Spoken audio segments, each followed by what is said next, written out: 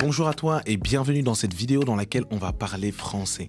Premièrement, beaucoup veulent épargner, beaucoup veulent gérer leurs finances, mais n'ont pas compris que les finances ne sont que tout simplement la manifestation de ce qui se trouve en toi ou de la personne que tu es. Je m'explique. Lorsque tu vas apprendre à gérer tes finances, c'est important de comprendre d'abord qui tu es en tant que personne, quel est ton background et qu'est-ce qu'il y a comme émotion à l'intérieur de toi.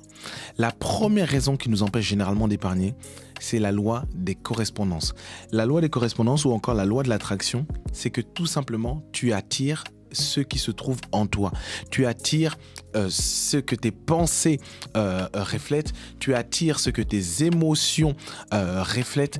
C'est important de comprendre que beaucoup n'arrivent pas à épargner, pas parce qu'ils n'ont tout simplement pas assez d'argent, mais plusieurs n'arrivent pas à épargner, notamment à cause de la loi de la correspondance. Ça veut simplement dire que ce qui se trouve en toi va attirer des situations extérieures.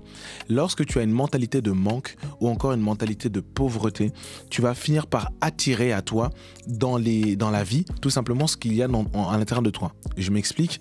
Lorsque tu vibres une mentalité de manque, la réalité c'est que dès lors que tu auras un peu d'argent, c'est une question de temps pour que cet argent-là soit saboté parce que tu n'as pas l'habitude de conserver, parce qu'à l'intérieur de toi, tu n'as pas une mentalité d'abondance et dès lors que tu as un peu d'argent, tu es obligé de le dilapider et tout simplement, tu attires ce qu'il y a déjà à l'intérieur de toi. Donc c'est la première raison pour laquelle beaucoup n'arrivent pas à épargner. La deuxième raison pour laquelle beaucoup n'arrivent pas à épargner, c'est tout simplement le fait que beaucoup réfléchissent avec la mentalité One Life. Faisons-nous plaisir, de toute façon, je n'ai qu'une seule vie. La réalité est tout autre. Pour avoir travaillé avec plusieurs clients, que ce soit en banque ou avec mes clients au travers de l'Académie Finance, je me suis rendu compte que plusieurs ont cette mentalité One Life, en se disant de toute façon, je n'ai qu'une vie. Mais ce n'est pas parce que tu n'as qu'une vie que tu ne peux pas non plus planifier ce que tu vas avoir dans ton lendemain.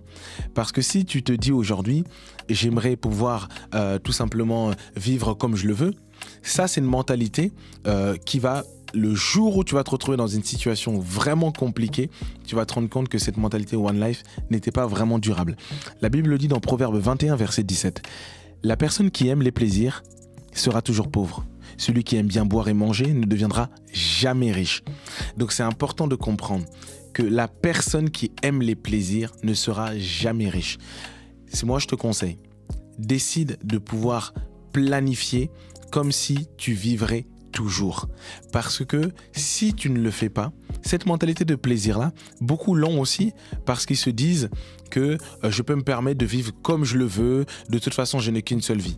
Mais la réalité, pense à tes proches, pense à tes amis, pense à ta famille. Le jour où tu vas te retrouver dans une situation, tu vas peut-être les mettre dans une difficulté parce qu'ils vont vouloir t'aider, alors qu'en réalité, c'était tout simplement un mauvais mindset que tu avais.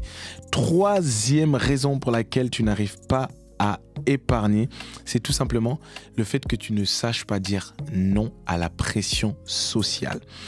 Parfois, alors même que tu ne peux pas te permettre, tu vas dire oui alors que tu devais dire non. Par exemple, tu vas te retrouver dans une situation, après le travail, les collègues veulent aller boire un coup, ou tout simplement tu vas te retrouver parfois même les dimanches si tu es chrétien, parfois tu vas à l'église, et puis tu sais qu'à ce moment-là, tu n'as pas forcément la capacité, et pourtant, tu vas quand même céder parce que tu n'as pas appris à dire non.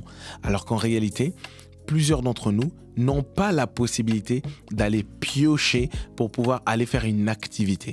Je ne dis pas que on faut vivre comme ça tout le temps, mais c'est important de savoir dans quelle saison tu te trouves et à quel moment tu dois impérativement apprendre à te dire non pour pouvoir te dire oui demain. On va voir quatrième raison pour laquelle tu n'arrives pas à épargner malgré ta bonne volonté. C'est tout simplement à cause du déséquilibre dans ton budget.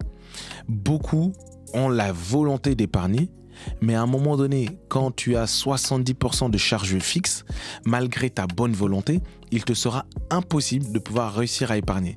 Donc le déséquilibre dans ton budget, c'est tout simplement dès lors que tu n'as pas décidé d'avoir une certaine répartition stratégique de ton budget. Dans une prochaine vidéo, on pourra parler tout simplement de comment gérer son budget avec les différentes méthodes qui existent. Mais une des raisons pour laquelle tu n'arrives pas à épargner malgré ta bonne volonté, c'est tout simplement parce qu'il y a un déséquilibre dans ton budget. Soit tes charges fixes sont trop importantes, soit tu donnes une part trop importante à des loisirs, et au moment d'épargner, malheureusement, il n'y a plus. 5e raison pour laquelle tu n'arrives pas à épargner, c'est tout simplement le fait que tu ne rends pas cette habitude automatique.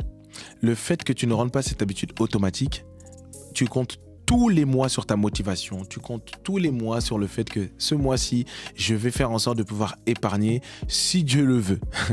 La réalité, c'est que dès lors que quelque chose n'est pas rendu automatique, malheureusement, tu ne vas pas forcément le faire parce que ça demande beaucoup de motivation pour réussir à pratiquer une habitude que tu n'avais pas avant. En tout cas, voici 5 raisons fondamentales qui t'empêchent d'épargner et pour lesquelles aujourd'hui, dis-moi dans les commentaires si tu te retrouves dans une de ces raisons-là et je prie que Dieu t'accorde la grâce de pouvoir maintenant être libéré de ces habitudes, de ces choses qui t'empêchaient d'épargner.